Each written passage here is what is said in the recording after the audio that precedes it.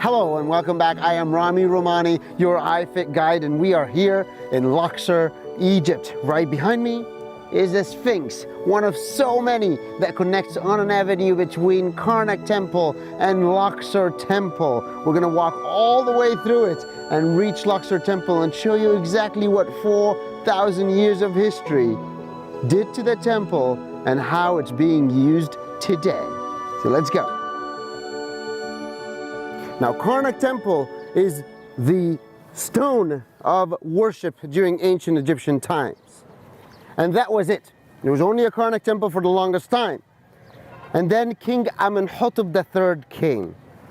King Amenhotep III is the one that built the very famous Memnon statues, the colossal statues on the West Bank that we thought protected the West Side forever. But then Amenhotep III, his mother, was not Egyptian. Amenhotep III was a foreigner. So he decided to give himself more legitimacy. He decided to start from Karnak Temple, build a Sphinx Avenue. If you look at my right and my left, this area is currently under excavation. No one is allowed here, but what they're doing is they're trying to bring out all the sphinxes from under the ground. Some of them ram heads, some of them with a pharaoh head and a lion body. The pharaoh head a symbol of wisdom and a lion body a symbol of strength. Now if you look all the way through that avenue that connects between Karnak Temple to the new temple that he wanted to build, exists for 3 kilometers long, which is nearly 2 miles long. And he built all this so he can walk long enough with all the people watching. That's the trick. He built this for political purposes only. Let's say Egypt back at the time was a democracy, which obviously it wasn't. There was nothing but a dictator after a dictator, the pharaohs of Egypt. But let's say it was a democracy. Every 10 years or so, there's an election. And every 10 years or so, that king gets elected by his people by 99.9% of the votes. I know it seems corrupt, sounds corrupt, but that was the way it was in Egypt. And he built this whole Sphinx Avenue with the new temple so he can walk that walk every time there is a re-election. And it wasn't called a re-election, it was just called a reaffirmation of the same king. So he can walk this walk with his entourage, with his massive entourage, people flanking the right and the left, clapping and celebrating for his Jubilee festival. He walks, he shows his face to his people, and he tells them that he is just as an Egyptian as everyone else, as every king else.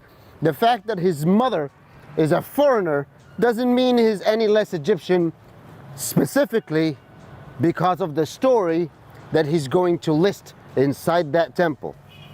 The story is that that temple is there to tell that he is actually the son of the gods, not humans, which gives him all the legitimacy to be the king of Egypt, King Amenhotep III. He also made this temple completely different than any other temple in Egypt. Every temple in Egypt had to have a direction, the same direction of the sun. The Nile is there, splits Egypt between the living and the dead, and every temple is parallel to the Nile with the sun. The direction of the temple is always the sun, this way, that way. The funerary temples on the West Bank are all pointing this way, and the temples of the living like Karnak is pointing that way with the Nile in the middle. Luxor Temple is different. Because of this long avenue, long Sphinx Avenue, it went all the way parallel to the Nile. You will start seeing the Nile as we get closer, but we're walking right next to the Nile River. And then he made his temple completely parallel to the Nile, which at the time was completely different, and it looked beautiful. Every part of this temple overlooks the Nile River. But it also made it a special place today, because this temple, remember in Karnak Temple was the longest lasting house of worship for some nearly 3,000 years. It was used for worship for the ancient Egyptian religions. This temple, though, has been used for worship, but not just for the ancient Egyptian religions. And it has been used for worship for even longer than the Karnak Temple. The difference is that it's not just the ancient Egyptian religion. Because of the location of this temple and how it had a prime location on the Nile all the way through, this became the house of worship for all the religions that came afterwards. So when we go into that temple, I will show you something so amazing, how the layers of history and layers of religion was on top of each other in that temple. This temple is an ancient Egyptian temple for the ancient Egyptian religions. This temple became a church during the Roman time and the Coptic Christian time. And that temple today is half mosque, half a Muslim mosque and half an ancient Egyptian site that people come and visit. And I'll show you that it's fascinating. Now, if you look straight ahead, of course Amenhotep III built this, but the rest of the kings thought it was a great idea that succeeded him. It's always a great idea to show your face to your people and be celebrated and raise it up high. So, every king that came, when they added anything to Karnak Temple, they also came here and added a piece to Luxor Temple. So if you look right in front of me, you will see the facade of this temple. And it is, in my opinion, the cute temple. It's the prettiest temple of ancient Egypt. It is my favorite. You'll see that one obelisk is on the left with multiple statues all staring at us, most of which are different kings. But the difference between what is standard and what is not is that there was an obelisk and there's a missing obelisk. And I'll tell you its story after looking at this. If you look at this, these are all 3,000, 3,500-year-old sphinxes with pharaohs head. They call it the Sphinx Avenue. But you could see all the ancient Egyptian hieroglyphs still there. It tells the story. It tells how great was the king Amenhotep III. How important was he? He is a king. He is the Egyptian king. May he live, may he live, may he live forever. That's the story that the strong Sphinx Avenue is showing. And that's what all the locals at the time will watch and tell the story of Amenhotep III. But then you look in front of you, you'll see one massive obelisk on the left that was built by Ramesses II. Or at least we know that, since Ramesses II has done so much damage, taking other names of kings off and putting his own name on instead, claiming that he built everything. But if you look at that, you will see that there's one obelisk on the left and there is nothing on the right, which is not standard from the standard ancient Egyptian art style. Ancient Egypt was symmetrical. Whatever's on the left, there will be on the right. Look at where we are. We're at the Sphinx Avenue. It's all symmetrical, however hard it is. But if you look there, there is a missing obelisk. And the reason is that it's actually a missing obelisk. They built it. It was standing up high. We look at those two obelisks, one of which is completely missing. This one says the name of Ramesses II, and it says on it that Ramesses II built this, who was a great king, may he live forever. The obelisk on the right says the same exact thing, and it's not standing here right now. It's standing in a place called the Concord Square in Paris, France. At some point in Egypt's history, the Islamic kings of Egypt used all they can put their hands on as gifts to the foreign kings of Egypt. King Louis IX wanted one of these obelisks. King Muhammad Ali, the king of Egypt at the time from the Ottoman era, wanted to give Louis IX what he wanted. So he took one of the two obelisks that were flanking the entrance of Luxor Temple and gave it as a gift to Louis IX. That gift still stands today in the famous Parisian square, the Concorde Square. And Louis IX, in exchange, gave him a beautiful clock that hangs on a wall that doesn't exist today and didn't work 2 weeks right after Louis IX handed it to Muhammad Ali. Now we all know this could be a story, but guess what's standing in Concorde Square in Paris? This obelisk. And guess what we don't have today? The watch. So the evidence are all there. Now I'm bringing you up here before we enter the temple to show you how close the Nile is and how delightful that view was. You look around you and you see, also look on the left side, all this is parts of the temple that is still under excavation, that is still under discovery, and you could tell that it's not a completely ancient Egyptian style excavation happening there, that it's mostly Roman. The Romans were here, and this is the closest temple to reach because right on the Nile, and this is an inhabited, crowded area. But look at that. The Nile goes all along the Temple of Luxor, and look at it from here. Gloriously standing with its massive pillars, all papyrus and lotus flower pillars standing in the center. And you can see what I'm about to tell you, the story of that mosque. Once upon a time, this mosque, this whole temple actually, was under the sand, under the mud, and it's been used over and over, but then it's buried and no one cares for it anymore. They haven't excavated. So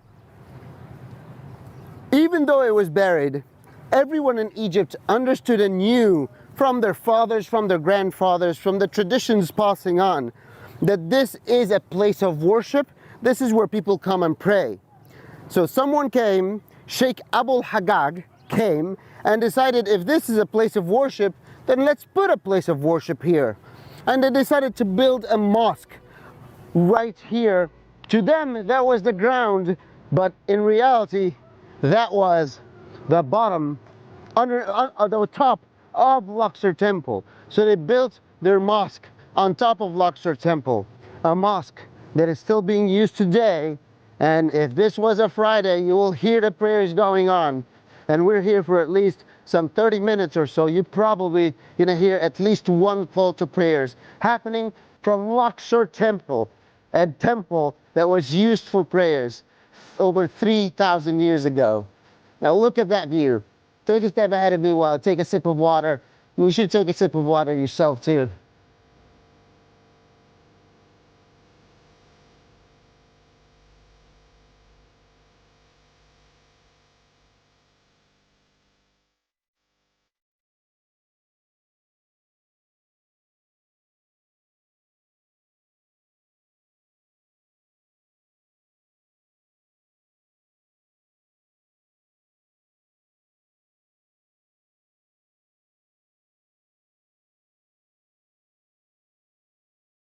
You can see people coming here from all over the world, but with those people, you can see how massive that wall is. Look at that wall. This wall is more than 120 feet high. 120 feet. Think how hard that is to build today. 120 feet high, foot high wall. Now think how hard that would be to build back at the time, some 3,000 years ago.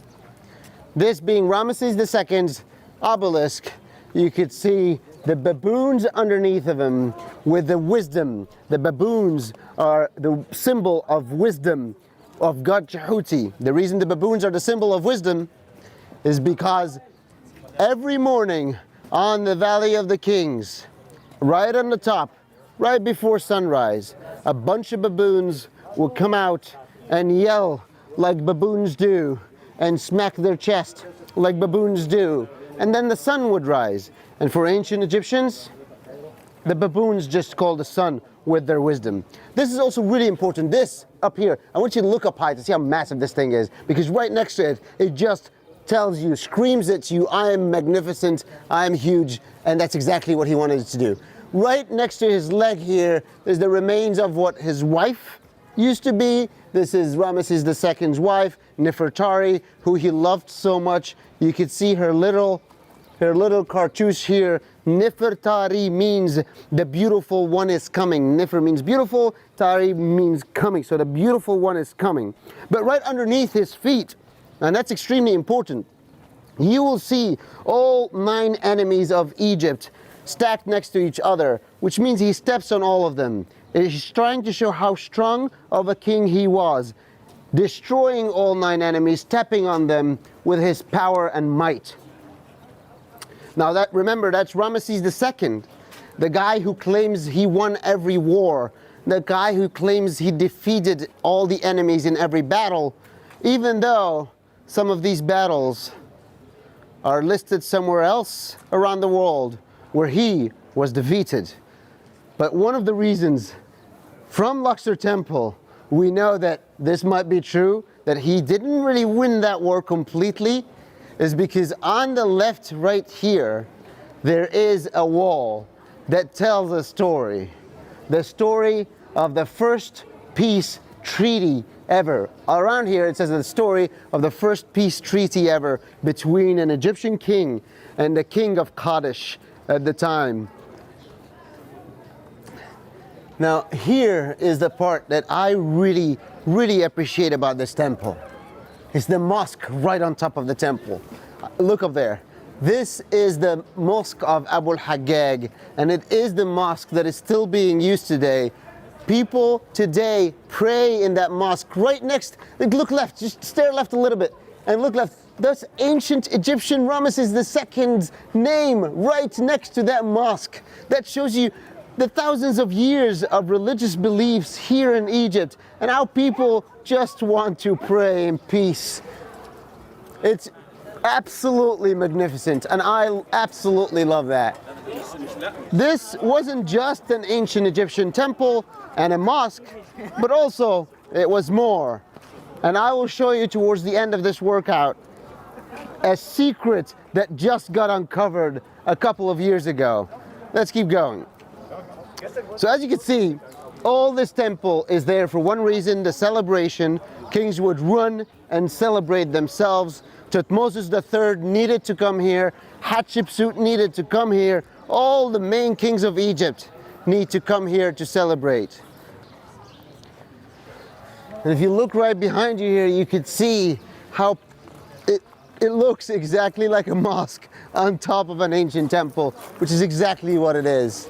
But also, you have to understand that, let me show you something here. You have to understand that even though it was a worship place for all this time, different religions believe in different things. And when different religions believe in different things, sometimes they have to destroy parts of other religions because it doesn't agree with them. This is a very good example right here. This guy standing here with a double crown is God Min. And God Min is a very important god, especially in this temple. God Min is the god of fertility, and he is normally depicted standing with his body parts outwards because he gives the fertility to everyone, right? He has a story that is very significant, but look at him here. They cut his organ off in the modern history because in today's religions, it doesn't agree with the same principles. Back at the time, the fertility and the male organs were a part of religion, and they all mattered, and they understood the significance of that, and they felt very powerful about it. In today's religion, they're much more conservative, and this shows evil, and they had to erase it from history.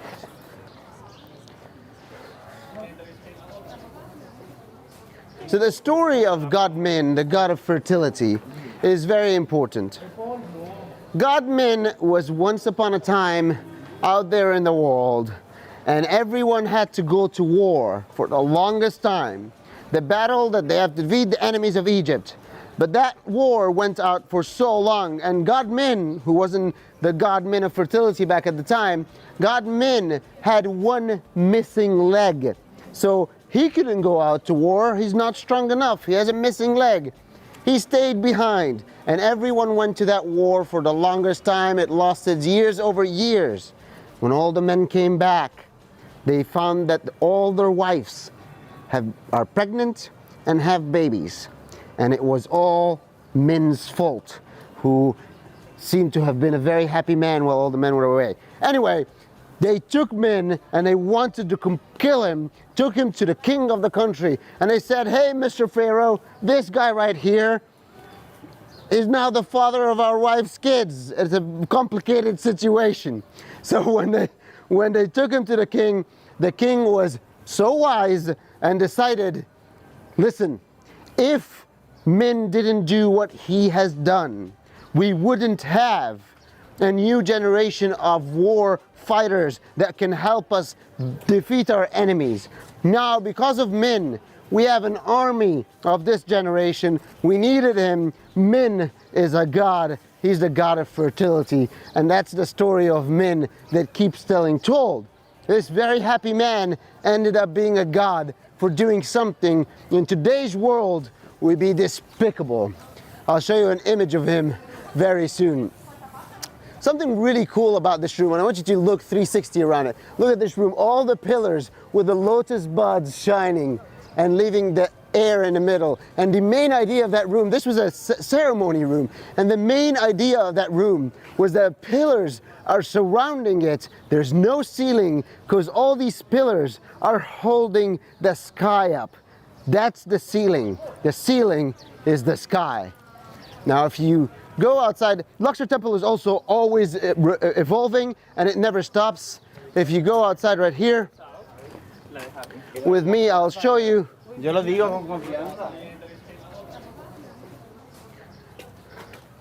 I'll show you how this place they've been finding little bits and pieces of the temple, and they have been storing them. At some point they will have enough to create the rest of the temple and restore it. If you look up top right here, you'll see all these little pieces. Someone's job is to sit right there and gather all these pieces and put them together. They take years and years, and normally it's an archaeologist's job who his son then takes over from his job. They spend years to put one pillar together, and it's their accomplishment that they never forget. As we get deeper into the temple, because I think this is the prettiest temple there is, you should look back at it. The massive pillars that reach the ceremonial room. You have to imagine back at the time, you have to think about that time where all the locals are gathered watching their king with their new celebration, restoring faith in their king and enjoying it. This is an extremely important part of the temple today. And the reason is, look at all the colors that have survived. Look at this, the red and the green, all shining from the primeval ocean, bringing up the lotus that holds the sky. But you go deeper and all the colors, a lot of the colors are still there. And it shows you how one day when this temple was built, how colorful it was. There were colors everywhere. This place was full of colors, and it was meant to look that way. This is really cool too. Look up here. Do you see that king holding a smiter in his hand and holding the sun in the other hand? You see how he's perfectly all there except for his hands? Because guess what?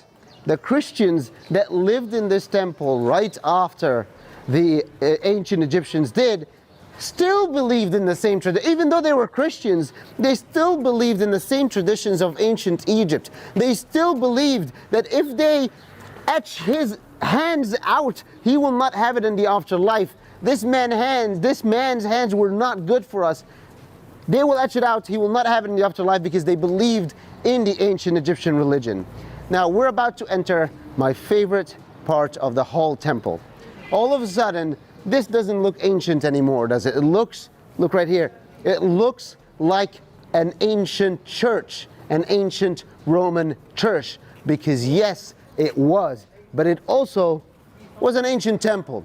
Look at this wall on top here, right next to the cleansing restoration that is happening. All the way up top, you will see an ancient Egyptian depiction on this wall, and right next to it, the final dinner, the final meal with Jesus was right here. That stucco, that image, is a Roman image from the church that existed right here. And it's absolutely glorious. They came here to use the same place for worship. They added plaster and they started drawing their own images. This didn't exist when we first opened the temple. When I was a kid in this temple running around, we didn't see that. It wasn't until a conservation team came and decided to clean it up. And once it was all clean, we saw stuff that we never knew existed before.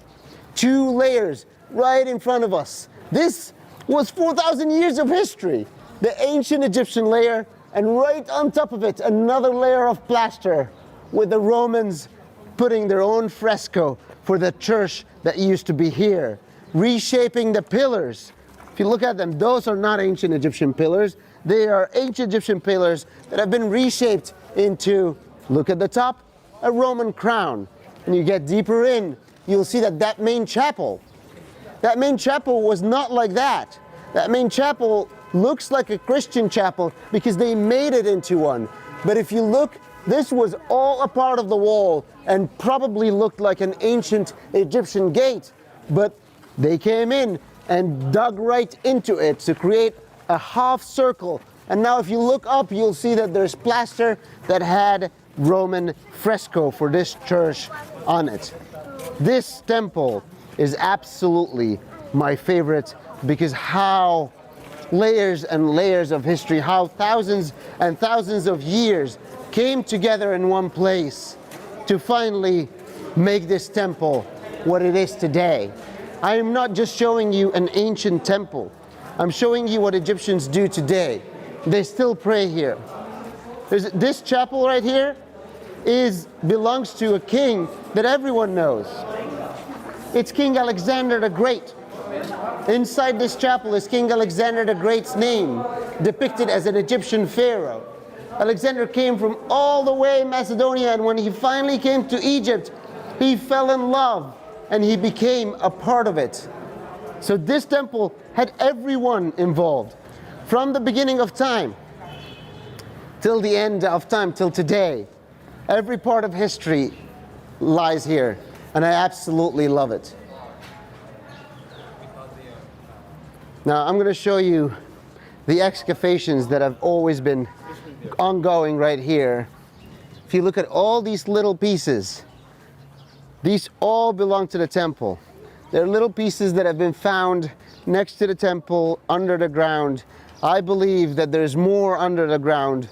I believe that this is not all of the temple. Since when I was a kid, we only had excavated three quarters of these.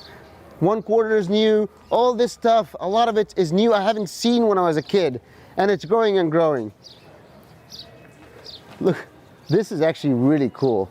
This one here is not simple hieroglyphs that are listed by ancient Egyptians, noblemen or gods or priests. This is very special writing. This is a common man trying to tell a story of his family, and what happened here in this temple. This is a very important record. But all around you is this. You look, and all these little rocks will end up bringing up a temple at some point. You have to think back in time on the big days, the big praying days in Egypt, on the flood festivals, on the harvesting festivals. Everyone in ancient Egypt would come here to pray. And right here you can see all the parts of history gathered together. On the right are Roman pillars, and on the left the ancient Egyptian wall, ending with what you could see now, 4,000 years of history ongoing right here, trying to tell a story.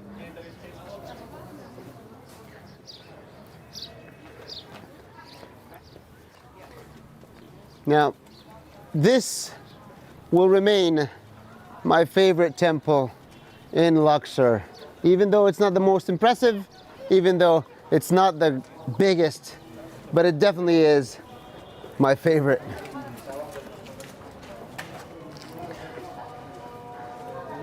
Every time you see a cartouche on the wall that is so deep, look how deep this is. Every time you see that, it's most likely Uzer Ma'atra Sitip Inra, Ramesses II. And you can hear that now, right? This is the Muslim call to prayers from the mosque that is right there, Abu Hager's mosque, that is on top of Luxor's temple. 4,000 years ago, things weren't so different.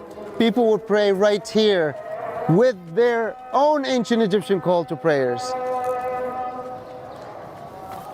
Now, take a moment, look around you and listen before we finish this workout.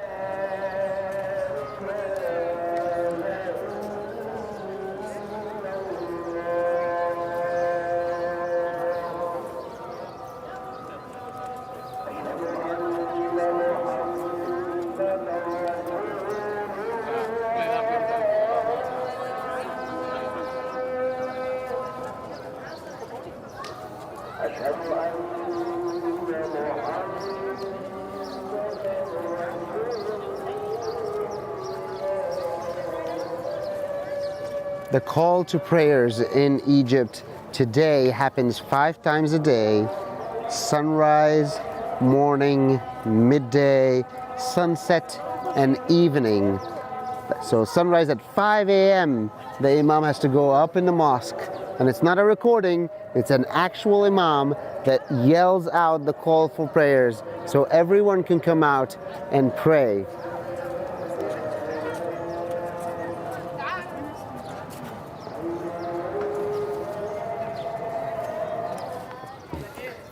And this is it. Well done, well done, well done. Thank you so much for joining me through this beautiful 4,000 years of history, and literally 4,000 years of people doing the same thing in the same place. Praying for their gods all the way through ancient Egyptian times, to Roman and Christian times, to the mosque, and today's call to prayers that happen right in the middle of our workout. Just thank you so much, and I hope you enjoyed this tour. I enjoyed it so much. I'm Ramy Romani, your IFIC guide, and next we're about to cross the Nile and go into the city of the dead. And very soon after, we're going to see your favorite tomb in Egypt, King Tut's.